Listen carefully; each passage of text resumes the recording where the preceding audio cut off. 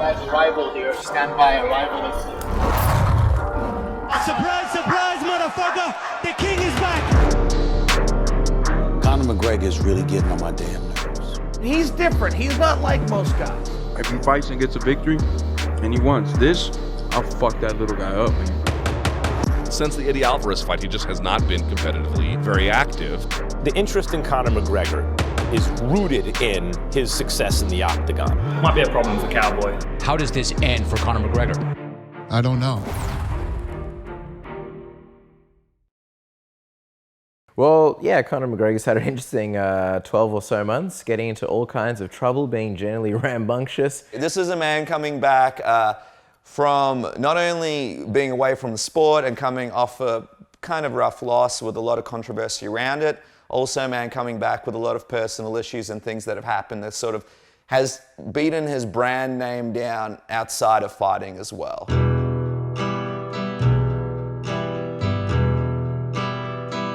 He lost the belt to Khabib Nurmagomedov in a pretty stunning fashion, not only for the dominant win that Khabib Nurmagomedov got, but then of course the post-fight brawl that he was kind of, I guess, just a part of. Look at him. Oh, and now Khabib jumps the fence. No. And he's going right at Dylan Dennis. Oh, Khabib wasn't kidding when he said no handshake after the fight. Oh! And now one of Nurmagomedov's teammates throws a right hand at Conor. All hell is broken loose! It was very much Khabib's night, you know, both on the night and then afterwards. The big discussion was about Khabib, you know, the way he behaved, his battle within the Nevada State Athletic Commission, all those kinds of things. Khabib went on to obviously be a super dominant champion thus far, and McGregor went on to focus on his whiskey business, focus on taking a bit of time away, and every time he would basically pop up, it'd be for one of two things. Either A, he'd be congratulating the winner of any number of fight nights or pay-per-views, or it'd be for some kind of controversies, such as slapping a phone out of a man's hand, punching a man in a bar. You know, there's the sexual assault allegations, the accusations that he had a child with another woman. So I think that people were getting very frustrated with Conor McGregor as fans. They're happy when he's winning, when he's chasing that next big challenge, and I think people missed that chase that Conor McGregor had, and there wasn't really anything to look forward to. So this marks obviously his big return. I have some news for you all, for the world here.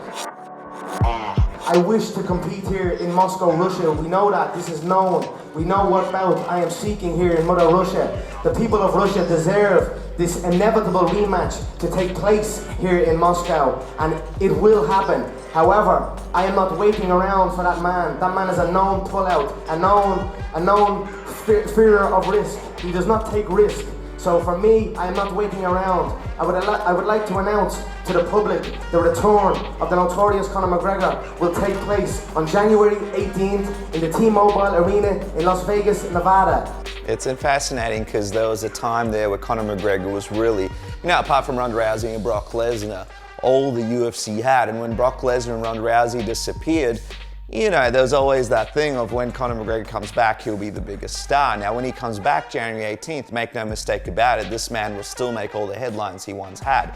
But while he was gone, you got the BMF title. While he was gone, you got Masvidal out there. While he was gone, there's these, you know, more organic stars getting built up. Israel Adesanya getting built up. All of a sudden, people aren't talking about Conor McGregor anymore. He's sitting there at his house and he went from being the #1 guy to one of the, you know, biggest guys in the company. Not the same draw power, not the same reputation. So I think behind all the hundreds of millions of dollars and the impressive clothes and cars and houses, Conor McGregor is a guy that loves competition. We've seen it time and time again when he would come back against the hardest guys out there. The man has a plan. It starts January 18th. January 18th, the return of the Notorious Conor McGregor, 12 weeks this Saturday at the T-Mobile Arena in Las Vegas, Nevada. That will be the beginning of my season. I will then look to compete against the winner of Nate Diaz, Jorge Masvidal for the bad motherfucker title. then I will seek the Moscow bout, and it will be against the winner of Tony Ferguson and Khabib Nurmagomedov. I can't even say the guy's name. Who gives a fuck what the guy's name is? But that is the bout we want. He's wanting to sort of recapture the fans' attention. He wants to win these people back that he once had on his side. And I think he's made things very exciting by laying out kind of the plan for himself. He wants to win here, halfway through the year, get another win, and then come back to Khabib. And I think it's really smart because now you have those stakes. This isn't just the Donald Cerrone fight. This is the first step of his 3-fight plan that will hopefully for him culminate in him fighting Khabib and maybe even getting his belt back. McGregor could have picked anybody. Why Cowboy? Conor's calculated in his comeback, and I think this is a smart fight for him because he's not fighting someone who's too big. I see Conor just kind of sticking him with that left hand. I mean, I think that they know that too. It's a right pick for him. There's been some consternation about him not facing Justin Gaethje, who, by the way, is ranked just below Conor, one above Cerrone. I understand that complaint, to be quite honest with you. That would have been, to me, a better fight.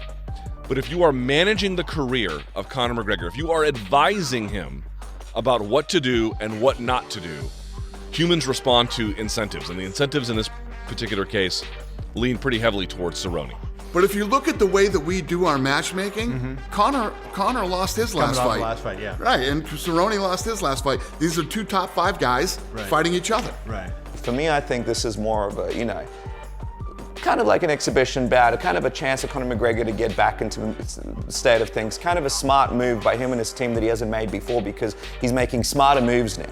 I love this Donald Cerrone fight because, people talk about how Conor McGregor would always go to the biggest challenges, the biggest names for himself, but the guy that was doing that was, 3 years ago? He was fighting Chad Mendes, he was fighting Jose Aldo, Eddie Alvarez.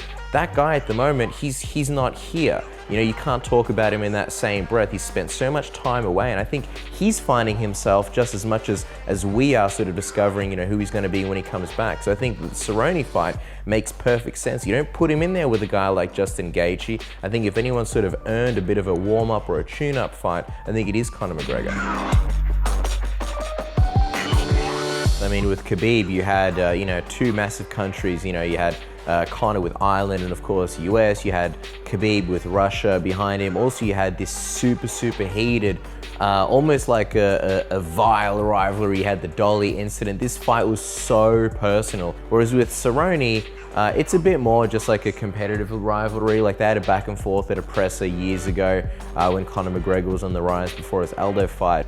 Conor has no right coming up to 55. There's no way he's not gonna stand a chance. We're too big for him. We're too strong. So you can take your little English ass and get on. You're too slow and too stiff. You're stiff as a board. I'd snap you in half. Have I been wrong yet? Have I been wrong yet? No.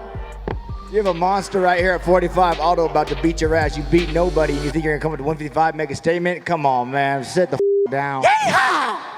It was just kind of all in good fun, little shots at each other. And I think Conor McGregor is going to take shots at Cerrone and try and get in his head, and he's going to be there with the mental warfare. I don't think Cerrone is really going to fight back too much. He doesn't like that, and he's made it very clear. Why do we have to engage in trash talk? Why can't we just have a good fight, just go in there, fight it out? You drink your whiskey, I drink my beer. So I don't think this is going to be anywhere near as big as 229, but it's still a Conor McGregor fight. It is going to be massive because people are curious what his comeback will look like. Get paid, little shorty, get paid. 100,000 in the safe, couple thousand. You're looking at the Notorious fan, and you're watching Beyond the Game TV. Yeah! Favorite color, money green. Paper. I've been on my grind since I was in the 7th grade.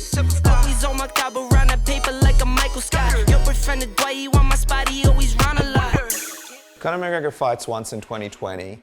That will be the biggest pay-per-view of 2020, I would say. I don't think the UFC, even with all the stars that they have, even with your Masvidals and Israel Adesanyas, would be able to outdraw this event. Like Casper said, I think the build-up is going to be very, very respectful. I think Conor McGregor's already written some nice messages to Cerrone about having a great holiday, and he'll see him there. I think Conor McGregor's always respected Donald Cerrone. I think he's always kind of respected him as a fighter's fighter, and I think it's going to be a lot of sort of high praise from both ends. Yeah, well, Conor McGregor's got an image problem, and a lot of people have kind of fallen off the bandwagon with all of his controversies. So even if you look at the press conference that Conor McGregor did in Russia, I mean, he just went out of his way to praise everybody. They were asking about, Rico Verhoeven, and he was like, yeah, I like Nico. Nico's a great guy. I wish him all the best. So I think with Cerrone being such a fan favorite and a popular guy, in a way, it doesn't make sense to go after a guy that all the fans like. What we'll see is a guy that it might even come from the point of, hey, like, I gave this guy the opportunity to make a big paycheck and to be a bit part of this event, and I respect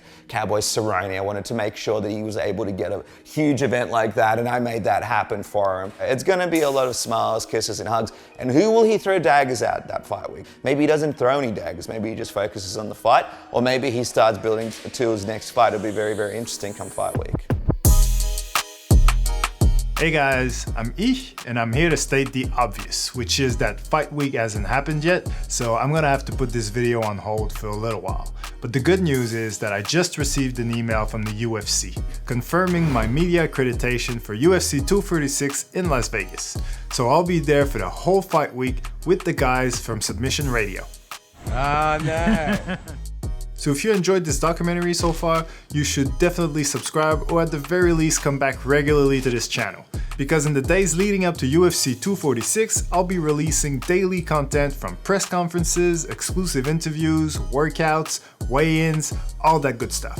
154.5. In just a few hours after the McGregor-Cowboy fight, I'll release part 2 of this documentary, which will be entirely dedicated to the whole fight week. Very similar to the documentary I produced 3 months ago at UFC 243 in Melbourne, Australia. And new interim UFC middleweight champion of the world, Israel